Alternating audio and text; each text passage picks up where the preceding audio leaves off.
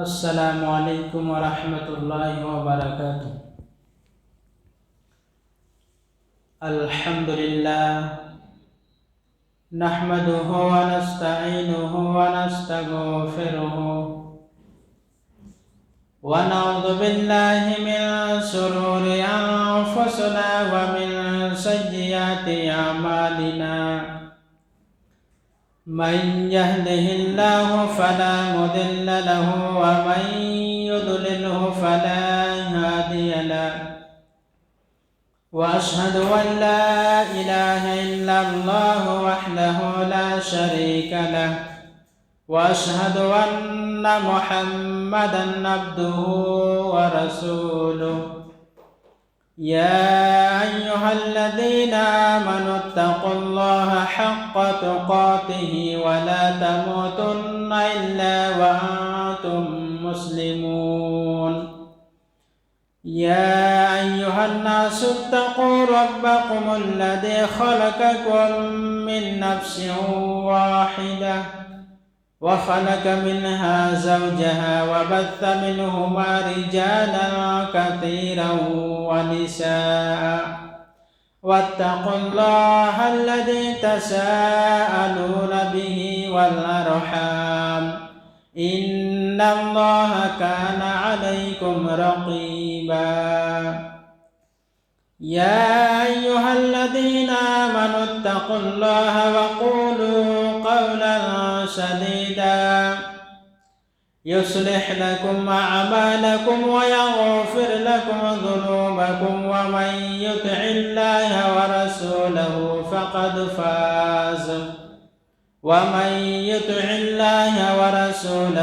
فقد فاز فوزا عظيما۔ أما بعد، فإن خير الحديث كتاب الله، وخير الهدي هدي محمد صلى الله عليه وسلم، وشر الأمور محدثاتها، وكل محدثة بدعة، وكل بدعة ضلالة، وكل ضلالة في النار۔ فأعوذ بالله السميع العليم من الشيطان الرجيم، بسم الله الرحمن الرحيم۔ وقلنا يا آدم اسكن أنت وزوجك الجنة وكلا منها رغدا حيث شئتما ولا تقربا هذه الشجرة فتكونا من الظالمين، فأزلهما الشيطان عنها فأخرجهما مما كانا فيه۔ محترم صدر جلسہ، اسٹیج پر موجود علماء کرام اور میرے نوجوان بھائیوں اور عزیز ساتھیوں اور میری ماں اور بہنوں، اللہ رب العالمین کی حمد و ثنا کبریائی و بڑائی اسی وحدہ لا شریک کے لیے لائق و زباں ہیں۔ لا خالق الا اللہ، لا معبود الا اللہ۔ بعد درود و سلام ہو ان تمام انبیاء علیہ السلام پر، بالخصوص ہمارے اور آپ کے آخری رسول جناب محمد رسول اللہ صلی اللہ علیہ وسلم پر، اللہم صلی علیہ، اللہم بارک علیہ۔ میرے بھائیوں، اللہ تبارک و تعالیٰ کی بہت بڑی احسان و کرم ہے کہ آج کے اس مسجد میں ہم تمام کو اکٹھے ہونے اور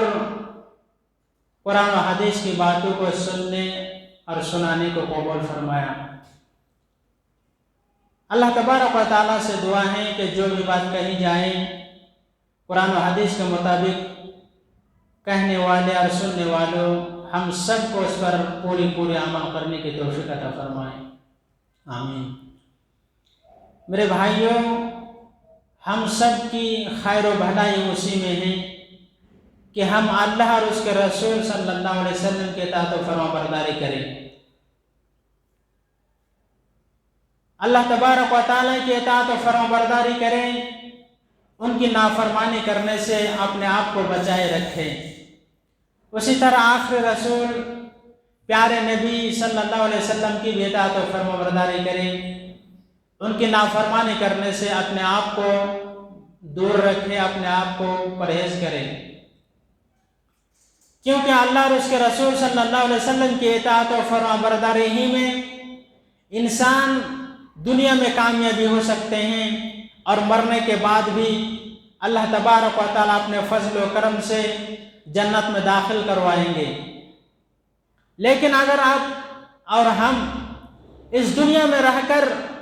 اللہ اور اس کے رسول صلی اللہ علیہ وسلم کی اطاعت نہیں کریں گے، فرما برداری نہیں کریں گے، تو ہم دنیا میں بھی ناکام ہو جائیں گا، دنیا میں بھی ہم گمراہ ہو جائیں گے، اور مرنے کے بعد بھی ہمیں خسارہ اٹھانے والے میں سے ہو جانا پڑے گا۔ تو ہم سب کی پوری انسانیت کے لیے کامیابی اور کامرانی ہونے کے لیے ضروری ہے کہ ایک اللہ اور دوسرا اس کے رسول صلی اللہ علیہ وسلم کی اطاعت و فرما برداری ہی کرے۔ اللہ اور اس کے رسول صلی اللہ علیہ وسلم کی اطاعت و فرما برداری کریں گے تو انسان کامیابی سے ہمکنار ہوں گے۔ اللہ تبارک و تعالی ارشاد فرمایا کہ وَمَن يُطِعِ اللَّهَ وَرَسُولَهُ فَقَدْ فَازَ فَوْزًا عَظِيمًا، کہ جو بندہ اللہ اور اس کے رسول صلی اللہ علیہ وسلم کی اطاعت کرے گا یقیناً وہ کامیابی سے ہمکنار ہو جائے گا۔ لیکن اگر اطاعت و فرما برداری نہ کرے، عصیان و نافرمانی کرے، تو بندہ ناکام ہو جائے گا، گمراہی میں چلا جائے گا۔ اس کے دلیل اللہ رب العالمین نے ارشاد فرمایا کہ وَمَن يَعْصِ اللَّهَ وَرَسُولَهُ فَقَدْ ضَلَّ ضَلَالًا مُبِينًا،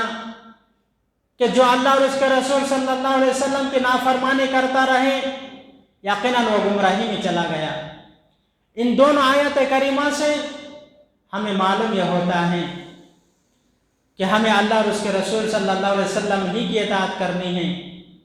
کیونکہ اللہ اور اس کے رسول صلی اللہ علیہ وسلم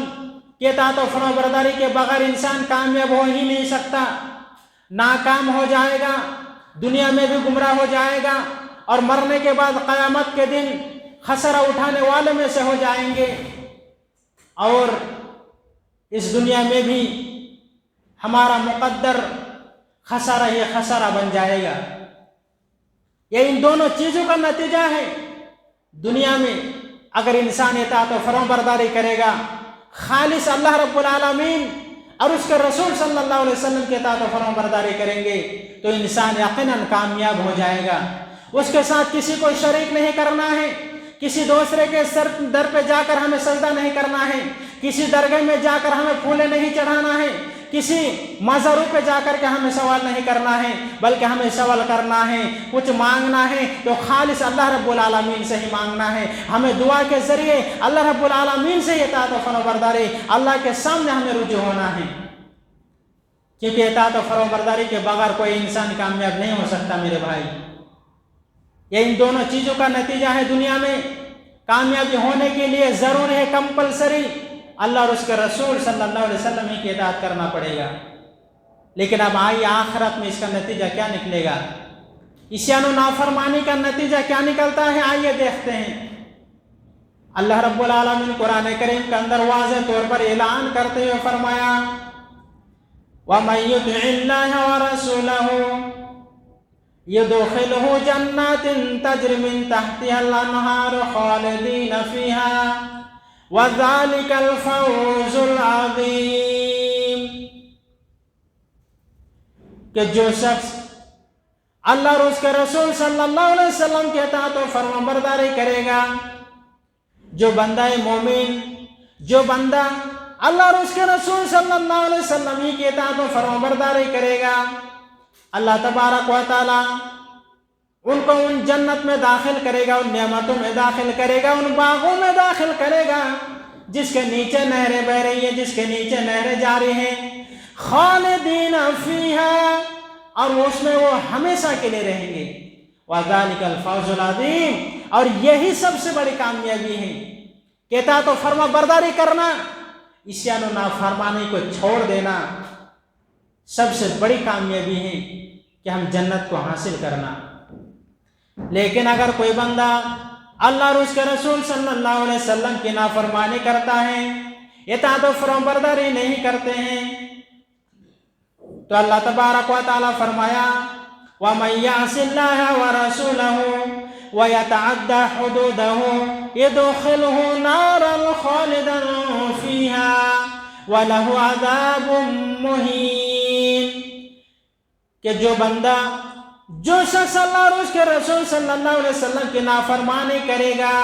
وَيَتَعَدَّ حُدُودَهُ، اللہ تبارک و تعالیٰ کی طرف سے مقرر کردہ حدود سے آگے نکلنے کی کوشش کرے گا، اللہ تبارک و تعالیٰ کی طرف سے مقرر کردہ حدود سے آگے بڑھنے کی کوشش کرے گا، تو اللہ تبارک و تعالیٰ اسے ان جہنم میں داخل کرے گا، ان دوزخ میں داخل کرے گا، ان جہنم میں داخل کرے گا جس میں وہ ہمیشہ رہے گا۔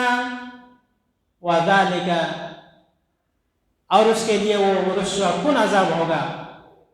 وَلَهُ عَذَابٌ مُّهِينٌ، اس کے لیے رسوا کن عذاب ہوگا اور ہمیشہ اس عذاب میں، اس آگ میں اس کو جلنا پڑے گا۔ تو میرے بھائیوں، پتہ یہ چلا کہ اللہ اور اس کے رسول صلی اللہ علیہ وسلم کی اطاعت و فرمانبرداری ہی کرنی ہے، تبھی جا کر انسان کامیاب ہو سکتے ہیں اور اللہ کے فضل و کرم سے وہ جنت میں داخل ہو سکتے ہیں۔ لیکن جہاں تک بات رہے نافرمانی کا، تو اسے ہم تمام کو بچنا چاہیے تاکہ ہم دنیا میں گمراہی سے بچ جائیں، دنیا میں راستے سے بھٹکنے سے بچ جائیں اور اللہ تبارک و تعالیٰ کی جہنم سے ہم محفوظ ہو جائیں۔ تو پہلی بات، ہم تمام کو اللہ اور اس کے رسول صلی اللہ علیہ وسلم ہی کی اطاعت کرنا ہے انشاءاللہ۔ اس کے بعد انسان جب گناہ کرتا ہے تو افرادی اعتبار سے انسان جو گناہ کا مرتب ہوتے ہیں اس کا نتیجہ، برائیوں کے اثرات، نافرمانیوں کے نقصانات کیا ہیں، آئیے ہم دیکھتے ہیں۔ انسان جب گناہ کرتا ہے، گناہوں کی وجہ سے، نافرمانیوں کی وجہ سے انسان جب مسلسل گناہ کرتا چلا جاتا ہے تو اس کا دل زنگ آلود ہو جاتا ہے، دل پر تاریکی چھا جاتی ہے۔ گناہوں کی وجہ سے، نافرمانیوں کی وجہ سے دل پر تاریکی چھا جاتی ہے۔ اللہ کے نبی صلی اللہ علیہ وسلم ارشاد فرمایا کہ ان المؤمن اذا اذنب كانت نقطة سوداء في قلبه، کہ بندہ مومن جب گناہ کرتا ہے، مومن جب گناہ کرتا ہے تو اس کے دل پر ایک سیاہ نقطہ پڑ جاتا ہے، ایک سیاہ دھبا پڑ جاتا ہے۔ فَإِن تَابَ، اگر وہ توبہ کر لیتا ہے، فَإِن تَابَ، اور گناہوں کو چھوڑ دیتا ہے، فَإِن تَابَ، اگر وہ توبہ کر لیتا ہے، وَنَزَعَ، اور گناہوں کو فوراً چھوڑ دیتا ہے، وَاسْتَغْفَرَ، اللہ رب العالمین سے معافی مانگ لیتا ہے، اللہ رب العالمین سے گناہوں کو معاف کروا لیتا ہے، وَنَزَعَ، گناہوں کو چھوڑ دیتا ہے، وَاسْتَغْفَرَ، اللہ تعالیٰ سے معافی مانگ لیتا ہے، سُقِلَ قَلْبُهُ، تو اس کا دل کو دھو دیا جاتا ہے۔ وَإِن زَادَتْ حَتَّى يَعْلُوَ قَلْبَهُ، اگر بندہ گناہ پر گناہ کرتا چلا جاتا ہے، گناہ پر گناہ کرتا چلا جاتا ہے، وہ سیاہی نقطہ بڑھتی ہی چلی جاتی ہے، اس کے دل پر مکمل طور پر چھا جاتی ہیں۔ فَذَلِكَ الرَّانُ الَّذِي ذَكَرَ اللَّهُ عَزَّ وَجَلَّ فِي الْقُرْآنِ الْكَرِيمِ كَلَّا بَلْ رَانَ عَلَى قُلُوبِهِمْ مَا كَانُوا يَكْسِبُونَ، یہی وہ زنگ ہے، یہی وہ کالا سیاہی ہے، یہی وہ دھبا ہے جو دل کو اوپر بیٹھ جاتا ہے، جو دل کو مکمل طور پر گھیر لیتا ہے۔ اسی کا تذکرہ اللہ رب العالمین قرآن کریم کے اندر ذکر کیا، کَلَّا بَلْ رَانَ عَلَى قُلُوبِهِمْ مَا كَانُوا يَكْسِبُونَ۔ اس حدیث ہمیں پتہ یہ چلتا ہے کہ جو انسان گناہ کرتا ہے، جو مومن گناہ کرتا ہے، گناہوں کی وجہ سے، نافرمانیوں کی وجہ سے اس کے دل پر ایک نقطہ پڑ جاتا ہے، سیاہی پڑ جاتے ہیں، اور جب گناہوں کا مسلسل مرتکب کرتا چلا جاتا ہے، گناہ جب مسلسل کرتا چلا جاتا ہے تو وہ دل پر پڑی ہوئی سیاہی، دل پر چھائی ہوئی سیاہی وہ مکمل طور پر دل کو گھیر لیتا ہے، دل کے اوپر چھا جاتے ہیں اور اس قدر وہ گہری ہو جاتے ہیں کہ آہستہ بڑھتے بڑھتے اس کے چہرے پر بھی نمایاں ہونے لگتے ہیں۔ عبداللہ ابن عباس رضی اللہ تعالیٰ عنہ فرماتے ہیں کہ ان للحسنۃ ضیاء فی الوجہ ونورا فی القلب وقوۃ فی البدن ونقصا فی الرزق ومحبۃ فی قلوب الخلق۔ بندہ مومن جب نیک عمل کرتا ہے، ان للحسنۃ ضیاء فی الوجہ، نیکی کی وجہ سے چہرے پر روشنی آ جاتی ہے، ونورا فی القلب، دل منور ہو جاتا ہے، وسعۃ فی الرزق، رزق فراوانی سے ملتا ہے، وقوۃ فی البدن، جسمانی طاقت میں اضافہ ہوتا ہے، ومحبۃ فی قلوب الخلق، اور سارے لوگوں کے دلوں میں اس کے لیے محبت پیدا ہو جاتی ہے۔ یہ نیکیوں کا فائدہ ہے میرے بھائی۔ لیکن گناہوں کا نقصان بھی ابن عباس رضی اللہ تعالیٰ عنہ آگے بیان کرتے ہوئے فرمایا کہ ان للسیئات سوادا فی الوجہ، کہ برائیوں کی وجہ سے، گناہوں کی وجہ سے، نافرمانی کی وجہ سے چہرے پر سیاہی آ جاتی ہیں، وظلمۃ فی القلب، دل پر تاریکی چھا جاتی ہے، ووہنا فی البدن، جسم کمزور پڑ جاتا ہے، ونقصا فی الرزق، رزق میں کمی آ جاتی ہے، رزق میں کمتر پیدا ہو جاتے ہیں، وبغضا فی قلوب الخلق، اور ساری لوگوں کے دلوں میں اس کے لیے نفرت پیدا ہو جاتے ہیں۔ تو میرے بھائیو ذرا غور کرنے کی بات ہے کہ ایک انسان جب گناہ کرتا ہے، گناہوں کی وجہ سے چہرے پر روشنی آ جاتی ہے، وہی انسان جب برائی کرتا ہے تو چہرے پر سیاہی آ جاتے ہیں، وہی انسان جب نیک عمل کرتا ہے تو دل منور ہو جاتا ہے، وہی انسان جب گناہ کرتا ہے دل پر تاریکی چھا جاتی ہے، وہی انسان جب نیک عمل کرتا ہے تو رزق میں اللہ تعالیٰ کوثر بھی پیدا کر دیتا ہے، وہی انسان جب گناہ کرتا ہے تو رزق اللہ تعالیٰ اسے چھین لیتا ہے، رزق میں کمی آ جاتا ہے، وہی انسان جب نیک عمل کرتا ہے تو جسم کی طاقت میں اضافہ ہوتا ہے، وہی انسان جب گناہ کرتا ہے تو جسم کمزور پڑ جاتا ہے، وہی انسان جب نیک عمل کرتا ہے تو سارے لوگوں کے دلوں میں اللہ تعالیٰ اس کے لیے محبت پیدا کر دیتے ہیں، محبت بھر دیتے ہیں، سارے لوگ اس کو عزت کی نظر سے دیکھتا ہے، اس کی عزت کرتا ہے، اس کی تعظیم کرتا ہے۔ میرے بھائی وہی انسان جب گناہ کرتا ہے تو ساری لوگوں کے دلوں میں اس کے لیے نفرت پیدا ہو جاتی ہے۔ میرے بھائی یہی نہیں، گناہوں کی وجہ سے، نافرمانی کی وجہ سے بندہ اپنے مقام کو اللہ رب العالمین کے پاس گنوا بیٹھتا ہے۔ اللہ کے نبی صلی اللہ علیہ وسلم نے ارشاد فرمایا کہ ایاک والمعصیہ فإن بالمعصیۃ حل سخط اللہ عز وجل، کہ تم نافرمانی سے بچو۔ اللہ کے رسول فرمایا کہ تم نافرمانی سے بچو، کیونکہ نافرمانی کی وجہ سے اللہ رب العالمین کی ناراضگی آ جاتی ہے، اور جب اللہ تبارک و تعالیٰ کسی بندے سے ناراض ہو جائے، کسی بندہ سے ناراض ہو جاتا ہے تو اس بندے کا اللہ رب العالمین کے پاس کوئی مقام نہیں رہتا، کوئی عزت نہیں رہتی، اس کی نظر میں وہ گر جاتا ہے، حقیر ہو جاتا ہے، سرپا تقصیر ہو جاتا ہے۔ اور جب کوئی بندہ اللہ رب العالمین کی نظروں سے گر جائے تو پھر اللہ رب العالمین کے پاس اس کا کوئی مقام، وہ عزت نہیں رہتی۔ اللہ تبارک و تعالی ارشاد فرمایا وَمَن يُهِنِ اللَّهُ فَمَا لَهُ مِن مُكْرِمٍ، کہ جس شخص کو اللہ رب العالمین ذلیل و خوار کر دے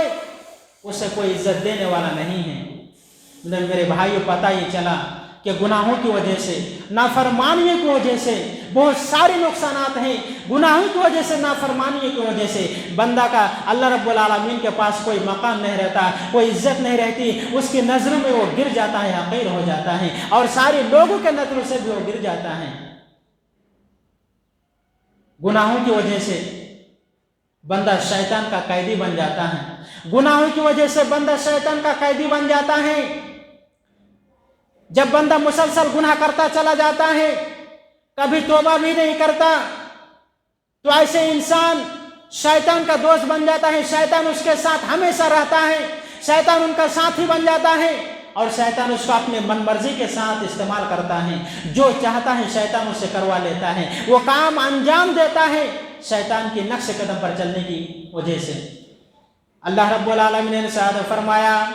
وَمَن يَعْشُ عَن ذِكْرِ الرَّحْمَنِ نُقَيِّضْ لَهُ شَيْطَانًا فَهُوَ لَهُ قَرِينٌ، کہ جو شخص رحمان کی یاد سے غافل ہو جائے، رحمان کی ذکر سے غافل ہو جائے، تو اللہ فرماتا ہے کہ ہم اس کے اوپر ایک شیطان کو مقرر کر دیتے ہیں۔ جو رحمان کے ذکر سے غافل ہو جائے اس کے اوپر ہم ایک شیطان کو مسلط کر دیتے ہیں، مقرر کر دیتے ہیں، جو ان کا ساتھی بن جاتا ہے۔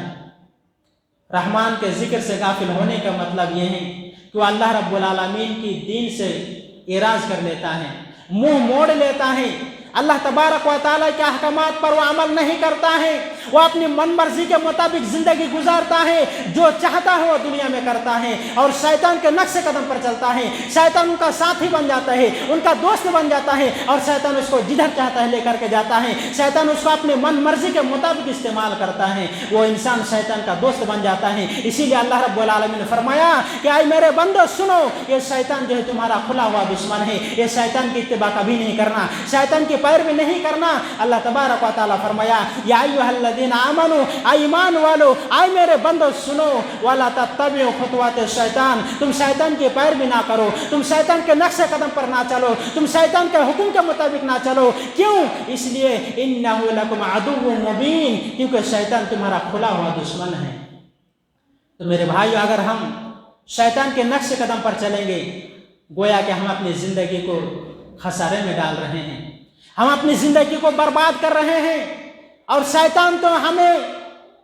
اس جانب اشارہ کرتا ہے، شیطان تو رات اور دن ہمارے پیچھے لگے ہوئے رہتا ہے تاکہ میں اللہ تبارک و تعالیٰ کے اس بندے کو راہ ہدایت سے گمراہ کر دوں، راہ راست سے اس کو ہٹا دوں، خسارے والے راستے میں لے کر کے چلوں۔ اور شیطان ہمیشہ یہ کوشش کرتا ہے کہ میں اللہ تبارک و تعالیٰ کی اطاعت و فرما برداری سے ان کو ہٹا دوں، راستے سے ہٹا دوں۔